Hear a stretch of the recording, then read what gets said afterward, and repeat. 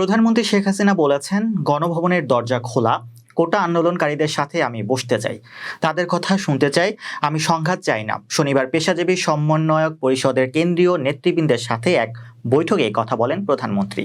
এর আগে চলমান বৈষম্য বিরোধী ছাত্র আন্দোলনের সমন্বয়কদের সঙ্গে বসে পরিস্থিতি শান্ত করার নির্দেশনা দেন আওয়ামী লীগ সভানেত্রী। এ লক্ষ্যে জাহাঙ্গীর কবির নানক, মাহবুবুল আলম হানিফ ও আফম বাহাউদ্দিন নাসিমকে দায়িত্ব দিয়েছেন প্রধানমন্ত্রী। এই দলে 14 দলীয় জোটের সিনিয়র নেতাদের যুক্ত করারও নির্দেশনা দিয়েছেন তিনি।